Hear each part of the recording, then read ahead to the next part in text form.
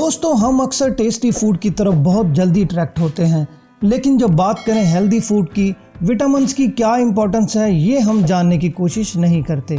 हालांकि विटामिन्स ही तो फूड को हेल्दी बनाते हैं। विटामिन्स बाकी सारे इसेंशियल न्यूट्रिएंट्स के साथ मिलकर बॉडी की ग्रोथ और डेवलपमेंट में मदद करते हैं। Vitamin B complex 8B vitamins का एक ग्रुप होता है। इस ग्रुप की विटामिन्स पर बने पिछली वीडियोस तो आपने देख लिए होंगे, लेकिन अगर अभी तक नहीं देखे तो प्लीज इस पूरी सीरीज को एक दफा जरूर देखें। आज हम बात करने वाले हैं विटामिन B7 के बारे में। विटामिन B7 को बायोटीन भी कहा जाता है। ये नाम तो ऑलमोस्ट सभी ने सुन रखा होगा, क्योंकि ये हेयर, स्किन एंड नेल की अच्छी हेल्थ को मेंटेन करने में अहम किरदार अदा करता है। ये स्किन के टेक्सचर को इम्प्रूव करता है और एजिंग के साइंस को जैसे रिंकल्स, फाइन लाइंस और डार्क सर्कल्स को कम करता है। बालों का नेचुरल कलर मेंटेन रखने के साथ साथ इन्हें टूटने से बचाता है। नेल की क्वालिटी को इम्प्रूव करता है। ये भी वाटर सॉल्युबल विटामिन होता है, तो हर दिन इसकी सफिशिएंट अमाउंट लेना जरूरी होता है। बायोटीन यानी विटामिन B7 को ह्यूमन बॉडी सिंथेसाइज नहीं कर सकती, इसलिए डाइटरी सोर्सेज के जरिए ही इसकी रिक्वायरमेंट को पूरा किया जा सकता है।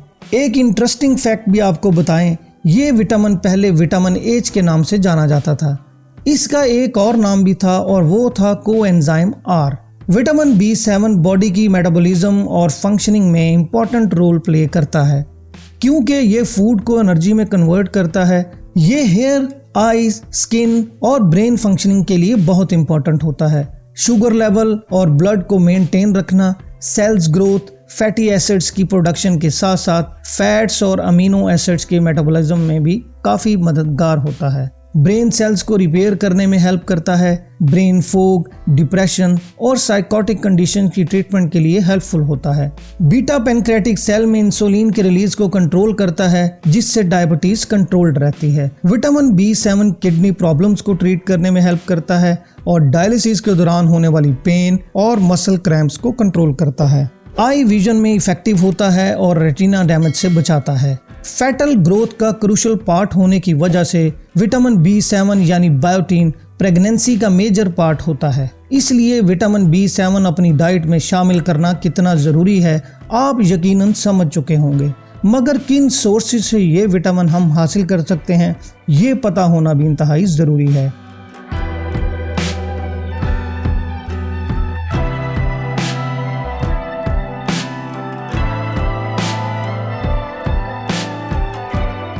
इसकी healthy amount carrot, cauliflower, broccoli, spinach, sweet potatoes और मशरूम जैसी वेजिटेबल्स। फ्रूट्स की अगर हम बात करें तो उसमें बनाना, एवोकेडो, इसके अलावा राइस, वीट और ओट्स। अगर हम नट्स में चले जाएं तो उसमें पीनट, आलमंड और वॉलनट। इसके अलावा yogurt, milk, cheddar cheese, eggs और सैल्मन ट्यूना जैसी फिशेस। ये तमाम फूड सोर्सेज से विटामिन B7 आप आसानी से ले सकते हैं।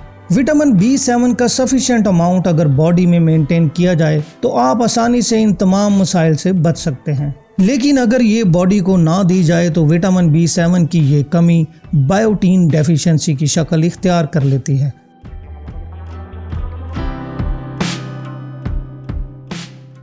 जो बॉडी के लिए काफ़ी नुकसानदेह साबित होती है, जैसे आँख, नाक और मुंह के चारों तरफ red rashes, hair loss, nail problems, dry skin, dry eyes, nausea, vomiting, थकान और भूख की कमी, डिप्रेशन और साइकोटिक इश्यूज दिखाई देते हैं। वीक इम्यून सिस्टम और प्रेग्नेंट वुमेन को इस विटामिन की डेफिशिएंसी ज़्यादा नुकसान पहुंचा सकती है। लॉन्ग टर्म डाइटिंग भी विटामिन की डेफिशिएंसी की रिस्पॉन्सिबल हो सकती है। इसलिए डेली हेल्दी बैलेंस डाइट लेनी चाहिए जिसमें सारे न्यूट्रिएंट्स शामिल हों।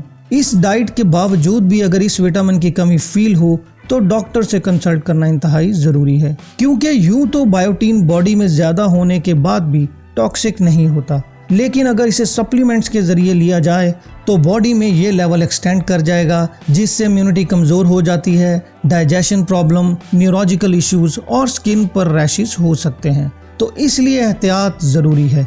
विटामिन B7 के मुतालिक ये सब मालूमात आपको कैसी लगी हमें कमेंट करके ज़रूर बताइएगा। लाइक के साथ साथ शेयर ज़रूर कीजिएगा, क्योंकि सेहतमंद रहना सबका बुनियादी हक है और आपका ये एक छोटा सा स्टेप इन सब की मदद कर सकता है। जल्द ही नई हेल्दी इन्फॉर्मेशन पर बनी वीडियो लेकर दोबारा हाजिर होंगे। तब तक के लिए अल्लाह हाफिज़।